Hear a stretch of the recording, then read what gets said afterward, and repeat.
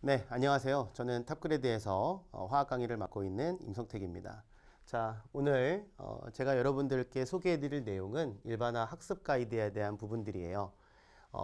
화학이라는 교과목에 대해서 많은 학생들이 다 어떤 교과목인지는 알고 있지만 또 그에 비하면 또 그 내용이 구체적으로 무엇인지를 잘 몰라서 어떻게 공부를 시작해야 되는지에 대한 부분들이 좀 막연하신 그런 분들이 좀 많은 것 같아요. 그래서 우리가 이제 공부하는 데 있어서 일반학을 어떻게 정리하고 앞으로 어떤 다양한 여러분들의 진로 방향에 대해서 이 과목들을 어떻게 활용할지 그리고 어떻게 준비할지 이런 내용들을 좀 안내해 드리도록 하겠습니다.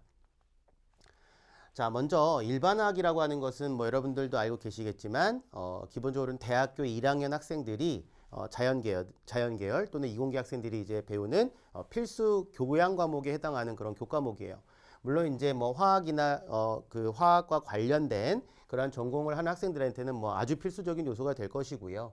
뭐 그렇지 않더라도 자연계열 학생들은 반드시 좀 이수를 해야 되는 그런 교과목이 되는데요. 일반학은 여기 나와 있는 것처럼 여러 가지 전공과 관련해서 아주 기본이 되는 화학 분야에 대한 내용들을 정리하는 그러한 과목이고요. 일단 뭐 화학이라는 교과목은 자연계에 있는 물질을 대상으로 해서 어떤 변화를 다루는 것이기 때문에 자연계의 화학적 현상을 이해하기 위해서는 아주 필수적인 과정이다. 그런 이유들 때문에 사실 1학년 때 대부분 학교에서 다 자연계열 이공계 학생들에게는 이제 이수를 권장하고 있는 거죠. 자, 일반화학이라고 하는 거는 뭐 사실 어떠한 특정한 화학의 분야를 얘기하는 건 아니에요. 그렇다 보니까 여러 그 분야들에 대한 내용들이 좀 총망라가 되어 있어요. 뭐 물론 그렇다고 해서 뭐 그것이 아주 심오하게 들어가는 건 아니고요. 이제 폭은 상당히 넓어요. 스펙트럼은 상당히 넓은데 그에 비하면 이제 깊이는 조금 일반적인 전공 과목에 비하면 낮을 수 있는 거죠. 하지만 뭐 이 역시도 충분히 어떤 고등 교과 과정을 거친 학생들을 대상으로 해서 진행하는 그런 수준이기 때문에 뭐 마냥 쉽거나 그렇진 않겠죠. 하지만 어쨌든 전체적인 내용들을 폭넓게 다루는 과목이니까 뭐 누구든지 자연계 학생들이면 또 열심히 노력하시면 또 할 수 있는 과목이기도 해요. 이제 화학을 제가 이제 일선에서 이렇게 학생들하고 이렇게 수업을 하다 보면은 이제 학생들이 많이 힘들어하는 게 바로 이런 것 같아요. 뭐 화학 같은 거 보면은 이제 뭐 원자 세계도 얘기하고 뭐 눈에 보이지 않는 뭐 분자, 이온도 얘기하지만 뭐 거기에 이제 물질의 큰 덩어리들 얘기하기도 하니까 그런 것들이 이제 왔다 갔다 어떤 상호작용이 좀 좋아야 되거든요. 이제 그런 부분들 때문에 다루는 물질의 범위가 매우 크다 보니까 좀 많이 좀 학생의 눈에 보이지 않으면 조금 부담스러워하고 많이 힘들어하는 그런 부분들이 분명히 있어요. 근데 기본적으로 화학이 담고 있는 그런 본질적인 내용들이 이런 대상들, 물질을 대상으로 하기 때문에 우리가 이제 이렇게 좀 폭넓게 물질을 바라보는 관점들도 공부하는 것이 매우 중요한 과목이 되는 거죠. 근데 이제 이러한 것들이 결국엔 여러분들이 어떠한 전공을 선택해서 공부를 하실 때 아주 작은 세계를 보실 수도 있고요. 아주 큰 세계를 보실 수도 있고 또는 이 두 세계가 서로 상호 연관되는 그러한 분야로 여러분들이 또 진로를 정할 수도 있는 것들이거든요. 그래서 그런 내용들을 우리가 일반화 다룬다 이렇게 생각하시면 좋을 것 같아요. 자, 앞서도 얘기한 것처럼 화학은 물질을 대상으로 해요. 그래서 물질을 대상으로 해서 물질의 변화를 다루는 그런 과목이거든요. 여기 보시면 화학은 물질의 특성과 반응을 다루며 학습 과정에선 이를 단원별로 분류하고 통합한다. 여러분들 이제 단원별로 보게 되면 뭐 화학 교과서를 보면 화학 교재를 보면 여러 가지 단원으로 이렇게 분리가 되어 있죠. 분류가 되어 있고 근데 이제 결국에는 이러한 단원들이 최종적으로는 학습이 이루어질 때 좀 연계성 있는 단원들이 좀 있어요. 그래서 어떠한 내용들이 한꺼번에 같이 물려야지만 충분히 되는 그런 단원들이 있거든요. 대표적으로는 여러 가지 반응의 평형이라든지 연력학이 같이 물려가요. 화학에서는. 그래서 뭐 여러 가지 뭐 전기화학도 마찬가지고 여러 가지 평형 관련된 내용과 연력학적 관점들. 근데 이제 이러한 것들이 기본적으로는 반응인데 그런 반응을 이해하려면 물질의 구조란 특성에 대한 것도 분명히 이해하셔야 되고요. 그래서 이제 제가 나름대로 나눈 분야는 이렇게 나눈 거예요. 분류를 나눈 건데 여러분들이 이걸 나눠서 먹고 공부를 해야 된다는 것이 아니라 여기 이제 적혀 있는 내용들은 실제 일반화학 교재에서 또는 이제 일반적으로 여러분들이 학습하시는 그 화학 교재에서 어떤 단원명을 분류한 체계를 제가 써드린 거고요. 이제 이거를 큰 카테고리로 나눠 보면 이제 물질과 물질의 특성을 다루는 단원들이 있다는 것이고 그러한 물질과 물질의 특성을 기본으로 해서 반응에 대한 부분들을 살펴보는 단원으로 나눠볼 수 있다라는 건데, 결국에는 물질에 대한 특성을 이해해야지만 또 반응도 또 이해가 돼요. 그리고 반응을 통해서 이제 여러 가지 물질의 구조나 분석을 할 수도 있는 것들이거든요. 그러니까 결국에는 이러한 단원들이 서로 이제 연관성 있게 같이 학습이 된다는 건데요. 뭐 물론 처음에 공부를 하실 때는 아무래도 단원별로 끊어서 공부하시는 게 더 편하죠. 아무래도. 근데 이제 결국에는 그러한 내용들이 이어져야 되는 거고요.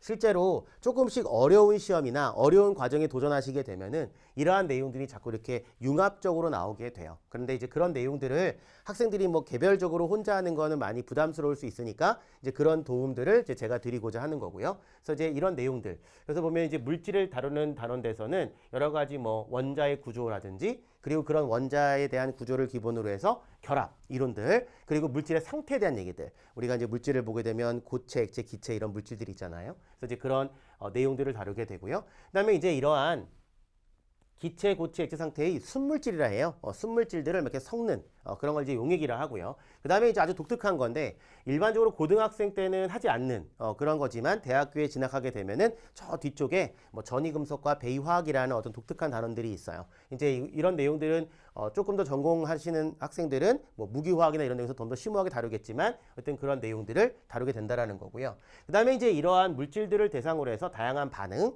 이제 용액 같은 경우에 뭐 수용해서 반응을 본다든지 아니면 여러 가지 반응의 어떠한 자발적인 측면들, 뭐 일어날까 그렇지 않을까에 대한 부분들을 연력학적으로 해석하기도 하고요. 또한 이제 반응에 대해서 얼마나 뭐 빠르게 일어날까, 느리게 일어날까, 뭐 이런 것들, 실험실에 하는 반응들이 뭐 아주 느린 반응들을 우리가 보기는 어렵잖아요. 이제 그러한 속도적인 얘기들, 그리고 이제 학생들이 가장 많이 어려워하는 거 어떤 거요? 뭐 산과 염기라든지 전기화학 이런 것들이 이제 반응에 대한 특성으로 이제 우리가 구별지을 수 있는 건데, 이런 내용들이 사실 저 뒷부분에 있어요. 그래서 보통 학생들이 공부할 때 앞쪽에는 의욕적으로 공부를 하시다가 이제 뒤쪽에 많이 힘들어 하시는데, 사실 내용도 어려워요. 내용도 어렵기 때문에 그런 건데, 어쨌든 이러한 부분들을 우리가 잘 정리해서 나가면 일반화학의 전 범위를 잘 이해할 수 있게 된다라는 거예요. 자, 일반화학은 결국에는 이제 대부분의 자연계 학생들이라든지 이공계 학생들이 이제 공부를 하시게 되는데, 이 과목이 반드시 이제 우리가 이수되는 과목이니까 뭐 당연히 중요한 과목이라 할 수 있는 거고요.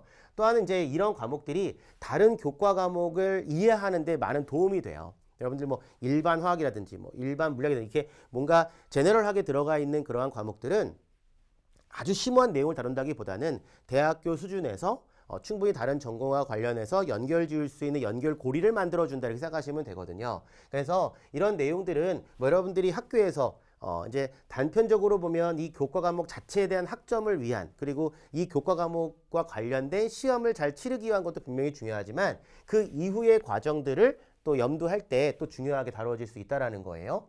또한 이제 보통 학교에서는 이러한 일반화학에 대한 부분들을 실험과 같이 가요. 그래서 뭐 일반 화학 및 실험 이런 식으로 많이 개설이 되어 있는데요.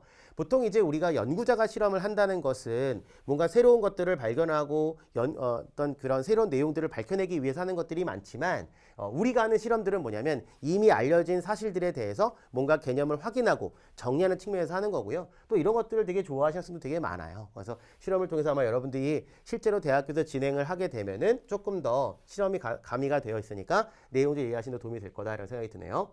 자, 그래서 여기 보시면 일반화학은 자연계의 필수 과정이므로 자연계 학생이라면 반드시 필수로 이수를 해야 된다. 이거는 이제 학교에서 제시를 하는 거예요. 대학교에서 이렇게 제시를 하고 있는 것들이고요. 자연계 학생이 아니더라도, 사실 뭐 자연계 학생이 아니더라도 내가 어떠한 전공을 갖고 있었는데 내가 뭐 취업을 한다든지 또 뭐 다른 어떤 직업을 갖게 된다든지 했을 때 그런 일들이 또 이런 화학과 연관될 수도 있어요. 그래서 뭐 그러한 분야를 이제 갈 때 아주 심오한 내용은 필요 없다 하더라도 일반적인 내용들은 또 이해해야지만 되는 경우도 있거든요.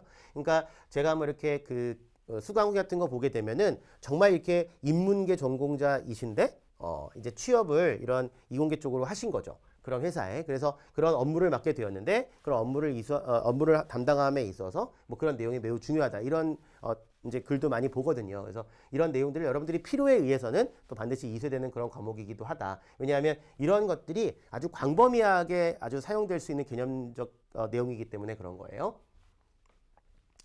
그리고 최근에는 어떠한 연구들을 보게 되면 여러분들도 이제 뭐 아시겠지만 자꾸 연구들이 이렇게 뭔가 하나의 분야로 딱 끝나는 게 아니고 자꾸 이게 융합이 돼요. 물리 하시는 분도 화학이랑 쪼개서 할 수도 있고 생물 하시는 분도 화학이랑 쪼개서 할 수도 있고 그래서 이제 그런 내용들이 연계가 되게 되면은 또 그런 내용들을 또 우리가 알아들어야지만 그런 연구도 가능하잖아요. 이제 그런 융합적인 통합적인 그런 부분들이 매우 중요하고 최근에는 그래서 대학교에서도 일부 대학교 같은 경우에는 아예 1학년 때는 학과를 무학과로 하는 학교들도 있죠. 그러니까 그런 것들이 다양하게 뭔가 내가 직접적으로 좀 잘 만들어 놓고 그 다음에 전공을 선택하는 것이 어떠한 지식을 채워가고 실력을 향상시키는 데 매우 도움이 된다고 생각하는 것 같아요. 그래서 이러한 여러 가지 어떤 여러분들이 어떤 과정에 포함되어 있든지 간에 유기적으로 연결될 수 있는 그런 분야들이 있기 때문에 반드시 자연계에서는 이걸 이수하라고 하는 것들이고요. 그래서 또 우리가 또 중요하게 다룰 수밖에 없는 것 같아요. 그래서 뭐 최근 이제 과학계의 어떠한 여러 가지 동향도 그렇고요. 그 다음에 화학 전공이 아니어도 다양한 부분에서 이러한 아주 중요한 필수적인 핵심 개념들은 이해를 요구한다라는 거예요. 그래서 이제 이러한 그 필요성 때문에 사실은 고등학교 수학을 다루지 않았어도 대학교에서 다룰 수밖에 없는 경우들이 있고요. 그리고 또는 대학에서 대학원을 진학을 할 때 내가 뭐 딱 화학과는 아니더라도 이제 화학 베이스 대학원을 좀 진학을 할 수도 있고 그럴 수 있거든요. 물론 아주 연관성이 없는 학교는 아니지만 이제 어느 정도 연관성이 있는 상태에서는 또 전공을 택할 수 있는 그런 부분들이 있어서 그런 부분에서는 반드시 좀 필요한 그런 과목이 될 수밖에 없는 거죠. 그래서 최근에는 이렇게 막 융합이 되니까 기본적인 필수 지식으로 알아주셔야 되고요. 이제 뭐 보통 대학을 진학하실 때 선택 과목을 여러분들 이렇게 4개가 선택하게 되고 그러다 보면은 화학을 선택하지 않았는데 화학과 관련된 학과를 간 학생도 상당히 많아요. 그렇기 때문에 그런 부분들을 좀 우리가 잘 넘어가기 위해서는 좀 이런 부분들을 좀 염두하고 준비할 필요가 있다. 이렇게 말씀드릴 수 있을 것 같아요. 자, 뭐 일반학의 전공 과정은 간단하게 볼게요. 일반학과 전공 과정에 대해서 보면은 뭐 일반학은 전체 범위를 이제 아주 폭넓게 아주 주요한 그냥 아주 개념적인 필수 개념을 다룬다라는 거고요. 이제 그에 비해서 이제 이러한 전공 과목들은 아주 세부적으로 심화 내용을 다루겠죠. 그래서 뭐 유기화학이라든지 분석화학, 무기화학, 그리고 뭐 물리화학 이런 과목들이 있고요. 이제 보시면 뭐 유기화학 같은 경우에는 보통 대학교 2학년 학생들 근데 이제 이런 과목을 다루는 학교과 학과들이 상당히 많죠. 기본적으로 뭐 화학 및 화학공학, 생물학에서도 다룰 수 있고 왜냐하면 생물에서 일어나는 여러 가지 반응들이 결국엔 유기 반응이거든요.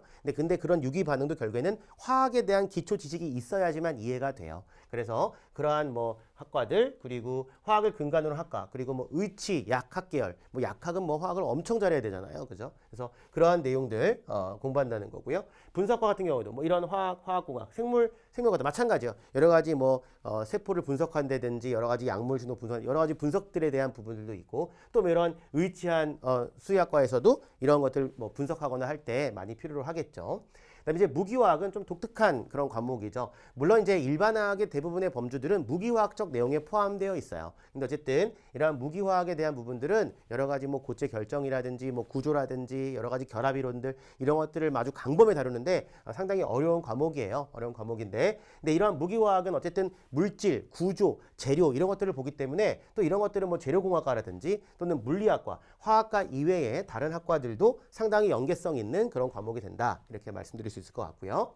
자, 물리화학은 어떤 자연 현상에 대해서 여러 가지 자발적인 과정인지 아닌지 어떠한 그런 그 과정들을 연구하는 그런 결론적인 어떠한 현상들을 바라보는 그런 관점들이거든요. 그래서 이것은 어떻게 보면 여러 가지 변화를 다루는 학과에서라면 다 대부분 다 다루는 과목이에요. 그리고 이름도 그렇지만 뭐 이 과목 자체는 여러 가지 물리화학적 개념들, 그러니까 뭐 물리적인 개념들도 포함되어 있고요. 화학적 개념도 포함되어 있어요.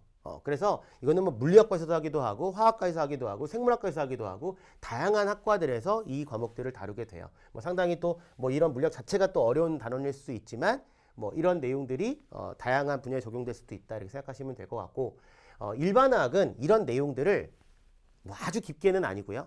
단원별로 아주 우리가 이제 이런 내용들을 앞으로 공부함에 있어서 이해할 수 있는 아주 기본적인 토대를 만든다. 뭐 이 정도로 생각하시면 좋을 것 같아요. 자, 그러면 이제 탑그레이드의 일반학 강의가 이제 이렇게 있는데요. 보통 학생들이 뭐 많이 이제 질문하는 것들이 어떤 과목을 공부하면 되느냐, 나는 어디서 시작하면 되느냐, 나의 상황은 이런데 어떻게 준비를 해야 될까, 뭐 이런 것들을 많이 질문하시는데요. 이제 그럴 수밖에 없는 이유가 있는 것 같아요. 왜냐하면 결국에 학교에서 배울 수 있는, 대학교에서 배우는 내용은 그냥 일반학이라는 과목 딱 하나예요. 1학년 학생들이 배우는 건. 그런데 학생들이 이 대학교 1학년 과정에 들어오기까지의 과정이 다 달라요.